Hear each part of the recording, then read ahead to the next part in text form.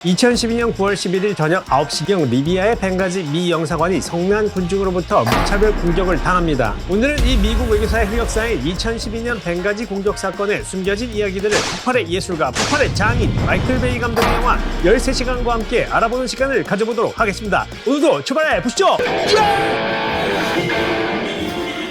안녕하십니까. 미국의 외교 흑역사도 맛깔나게 전해드리는 이컷신 미국이다의 제임스입니다. 자, 무궁화 대한민국 여권으로는 193개국을 방문할 수 있습니다. 하지만 독수리 미국 여권으로는 7개국이 적은 186개국만 방문할 수가 있죠. 즉 미국인들의 방문을 별로 달가워하지 않는 나라가 한국보다 7개나 많다는 것입니다. 사실 겉으로 보면 미국은 강력한 힘을 가진 초강대국이죠. 하지만 그 힘의 이면엔 그만큼 많은 적들이 있는 나라이기도 합니다. 자, 오늘도 클라이막스로 향하기 전에 살짝 빌드업에 들어가 보도록 하겠습니다. 2011년 반미를 부르짖던 리비아의 독재자 카다피가 미국과 나토가 밀어주고 있던 혁명정부에 의해 축출되게 됩니다. 사실 혁명정부의 자체적인 힘으로 카다피를 축출한 것이 아니고 거의 외세의 힘을 빌어서 축출을 했기 때문에 혁명정부는 명분도 자체적인 힘도 미약했죠. 그래서 혁명정부는 국가 통제에 실패했고 잔존 카다피 세력과 이슬람 세력에게 틈을 주게 됩니다. 그래서 리비아는 다시 혼돈의 소용돌이에 빠지게 되죠. 이런 어수선한 분위기에서 본격적으로 미국은 리비아에게 영향력을 행사하기 위한 노력을 기울이기 시작하죠. 당시 집권 중이던 오바마 대통령과 국무장관이었던 힐러리 클린턴이 이 중차대한 임무를 맡긴 것이 바로 전직 변호사이자 아랍어까지 유창했던 능력자인 존 크리스토퍼 스티븐스 대사였습니다. 스티븐스 대사의 임무는 혁명정부를 도와 리비아를 자유민주주의 우방으로 만드는 것이었죠.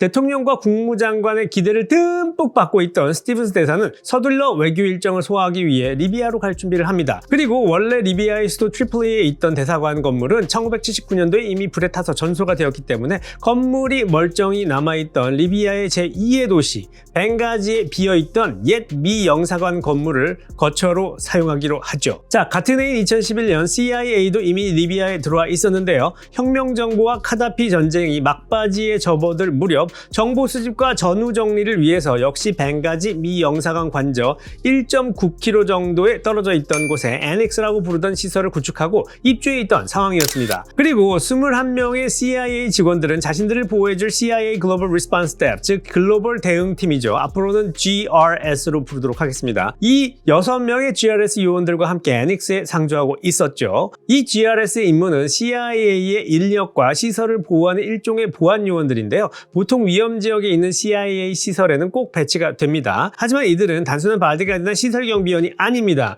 영화를 보면 CIA 작전관의 접선 때에도 근접 경호를 맡고 있었고 단순한 시설 경비가 아닌 실제 전투를 진행하는 것을 볼 수 있는데요. 사실 이들은 네이비 실이나 아미 레인저스, 해병대 정도의 군 경력이 있고 어마무시한 숫자의 해외 파병을 다녀온 베테랑 군 출신들이었죠. 그리고 이들은 CIA 정직원이 아닌 계약직들입니다. 사실 미국 국무부는 처음에 스티븐스 대사의 리비아 방문에 대해서 많은 우려를 표명했습니다. 그들도 CIA를 통해서 이미 리비아의 분위기가 심상치 않다는 첩보를 입수했던 것이죠. 하지만 힐러리 클린턴 국무장관의 기대를 저버릴 수 없었던 스티븐스 대사는 2011년 4월 리비아에 도착하고 외교 일정을 시작하게 됩니다. 사실 미 영사관급 공관에는 미 해병대 경비 인력이 주둔해야 맞지만 오바마 대통령의 정부 비용 감축 정책에 의해서 해병대가 제 시간에 도착할 수 없게 되자 영사관을 영사관이 아닌 외교 공관으로 임시 등록하고 보안 요원 5명만 배치하게 되죠. 시간은 지나 9월이 되었고 아무도 예상치 못한 사건이 하나 터지게 됩니다. 자신을 이스라엘계 유대인이라고 밝힌 샘 바실이라는 사람이 만든 반이슬람계 영화인 무슬림의 순진함이 개봉하게 되었고 유튜브에 14분짜리 영화 홍보 영상이 하나 올라오게 됩니다. 영화 내용은 이슬람교를 비판하는 내용이며 아무도 보지 않아서 흥행에도 실패를 했지만 유튜브에 올라온 이 영화 홍보 영상이 그만 이슬람어로 번역이 되어 이슬람 문화권에 쫙 퍼지게 됩니다. 이로 인해서 이슬람권인 이집트와 리비아를 중심으로 반미 시위가 일어나게 됩니다. 그런데 이 시위는 날이 가면 갈수록 격렬해지기 시작하는데요. 이에 스티븐스 대사 측은 미국 국무부의 영사관에 대한 추가 보안 인력을 요청하게 됩니다. 하지만 예산 문제로 그들의 요청은 거부되게 되죠. 자, 여기서부터가 영화 13시간의 내용이 시작되게 되는 부분입니다. 자, 문제의 밤인 9월 11일 낮은 매우 평온했습니다. 하지만 저녁이 되자 미 영사관 주위의 성난 시위대가 운집하기 시작하는데요. 상주에 있던 미국 외교보안국 요원은 상부의 일을 보고했고 당황한 미 국무부는 대책을 강구하기 시작했죠. 사실 영사관과 불과 1.6km 거리에 미군 부대와 리비아 217 해방여단이 주둔하고 있었습니다. 이 217 해방여단은 영화상에서는 February 17으로 불리우죠. 그 이유는 리비아 혁명이 시작된 날짜가 2월 17일이기 때문입니다. 그래서 이 부대의 이름을 217로 지었죠. 그래서 군복을 입은 군인들만 보면 이 GRS 요원들이 217 해방여단이냐 이렇게 물어보고 피하 식별을 하는 장면이 영화에 나오죠. 어쨌거나 미 정부는 민간인들이 있는 이슬람 시위대를 군대로 공격할 수 없다고 판단, 군을 파견하지 않고 미 영사관을 보호하고 있던 리비아 공관 경비대를 철떡같이 믿어보기로 합니다. 하지만 이것은 그들의 철저한 오판이었는데요. 사실 이 시위대는 그냥 단순한 시위대가 아니었습니다. 이 시위대 중에 일부는 무장을 하고 있었는데 이들은 화염병뿐만 아니라 테러리스트들이나 사용할 법한 AK-47, RPG, 그리고 수류탄, 박격포로 무장을 하고 있었으며 중기관총으로 무장한 무장 차량까지 슬슬 보이기 시작했죠. 사실 나중에 조사한 바에 의하면 이 시위대를 가장한 테러리스트들은 이슬람 무장단체인 안사르 알사리아라는 조직이었습니다. 그리고 이 조직은 알카에다와 긴밀한 관계가 있던 무장 테러 조직이었죠. 사실 이들이 벵가지 미 영사관을 공격한 날짜가 알카에다가 미국을 공격했던 9월 11일과 같았다는 것은 결코 우연이 아니었죠. 미국 정부가 그때까지 믿고 있던 영사관을 지키던 리비아 경비 인력들은 무장 시위대를 보고 이미 모두 도주해버렸고 미 외교부 보안 직원 5명과 스티븐스 대사만이 영사관저에 남아 있었습니다.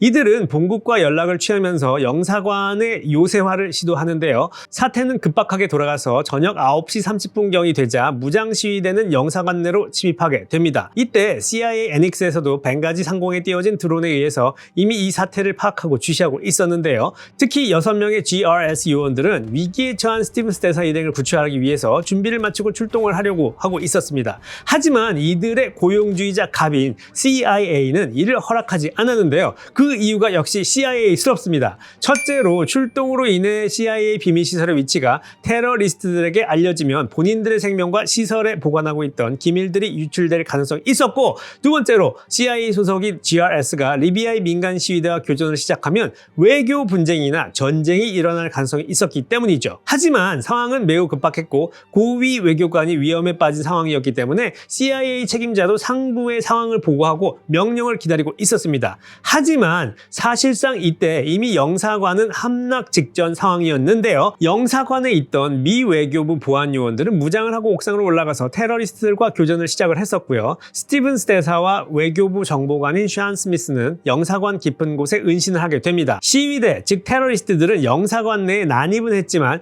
영사관 목적으로 지어진 건물이었기 때문에 스티븐스 대사에게 접근하는 것이 그리 쉽지 않았어요. 그래서 테러리스트들은 스티븐스 대사에게 접근하는 걸 포기하고 그냥 영사관에 불을 질러 버립니다. 10시 5분경 GRS 보안팀장인 타이런 우즈의 결정으로 CIA 책임자의 대기 명령을 무시하고 방탄 차량을 몰고 영사관으로 출발합니다. 사실 이들은 CIA 정직원도 아니었고 계약직이었기 때문에 자를 테면 잘라봐라! 우리는 구조하러 가겠다! 이런 식으로 말을 하고 출발하게 되죠. 이때 스티븐스 대사는 화장실로 대피를 한 후 마지막 숨을 모아 가장 가까운 트리폴리 미 공군기지에 연락을 했지만 안타깝게도 군의 출동은 이루어지지 않았습니다. 버림받은 것이죠. 10시 30분경 GRS의 방탄 차량이 영사관에 도착을 했고 유독가스가 가득 차 있는 영사관 내에서 스티븐스 대사를 찾게 됩니다. 하지만 사망한 외무부 정보관인 샤운 스미스의 시신만을 찾게 되죠. 불길 때문에 잠시 물러갔던 테러리스트들도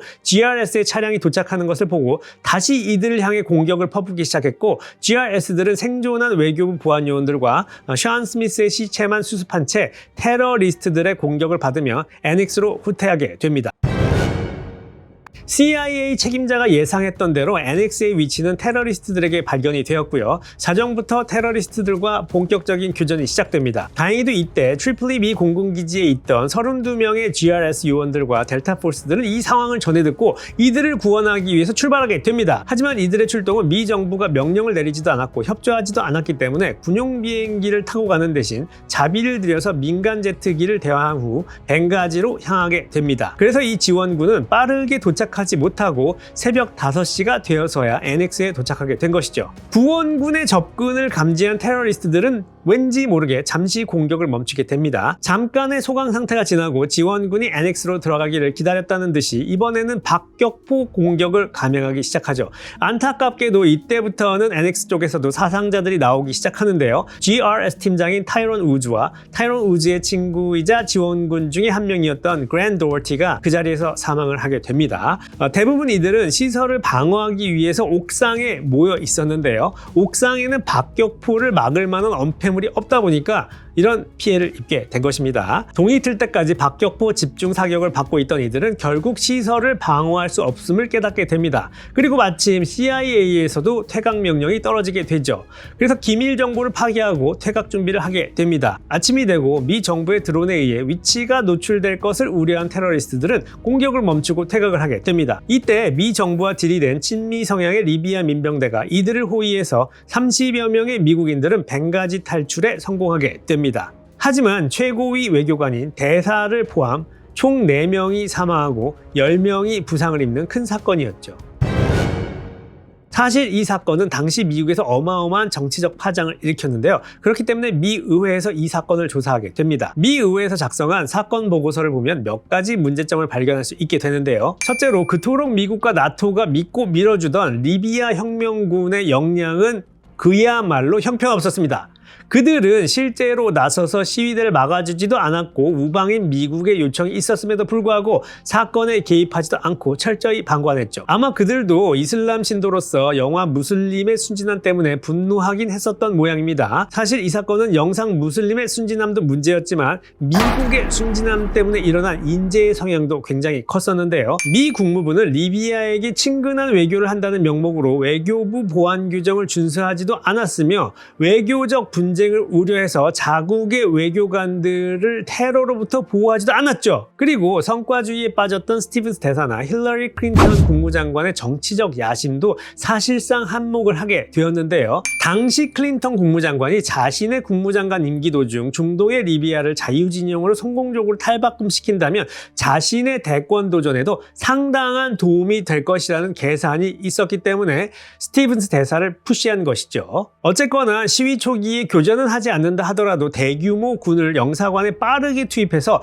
대사를 구출하고 빠르게 퇴각했어야 한다는 게 군 전문가들의 분석이긴 합니다. 이후 미 의회는 4명의 국무부 고위관리가 스티븐스 대사의 추가 보안 요청을 거부한 것에 대해 이들을 처벌할 것을 강력하게 요구했고 이에 외교안보 담당 국무부 차관보였던 에릭 바스웰은 사임했으며 다른 3명은 정직 처분되었습니다. 힐러리 클린턴 국무장관도 비판으로부터 자유로울 수 없었는데요. 11시간이 넘는 의회의 질의를 받았으며 외교부의 보안 실책에 대한 책임을 지고 국무부 책임검토위원회가 권고한 29가지의 제도적 개혁을 모두 시행할 것을 사인하고 은퇴하게 되죠. 사실 이 사건에서 가장 영웅적인 행동을 한 사람들은 GRS 요원들과 이들을 구원하러 왔던 군인들이었죠. 사실 GRS 요원들은 CIA의 시설과 인력만 경호하면 되는 것이었습니다. 대사를 구하는 것이 이들의 임무가 아니었어요. 하지만 이 영웅적인 사나이들은 대사를 구하기 위해 총알이 빗발치는 곳을 향했고 테러리스트들과 일전을 치르게 되었죠. 하지만 가장 불쌍한 사람들도 역시 이 GRS 요원들이었었는데요. 그들은 정부의 계약직이었기 때문에 나라로부터 별다른 치아를 받지 못합니다. 그리고 CIA에서 계약자 메달만 달랑 받고 은퇴를 하게 되죠. 부상에 의한 치료도 후유증도 다 그들이 온전히 감당해야 했죠. 다행히 바이든 대통령은 이 사건에서 사망한 4명의 미국인에게 미 의회에서 주는 메달을 수여하는 법안에 서명을 하게 됩니다.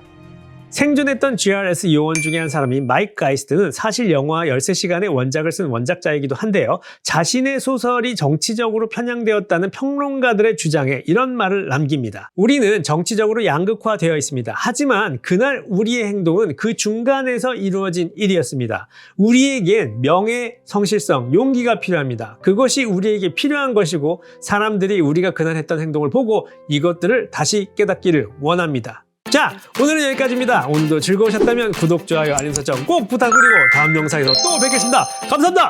꾸어!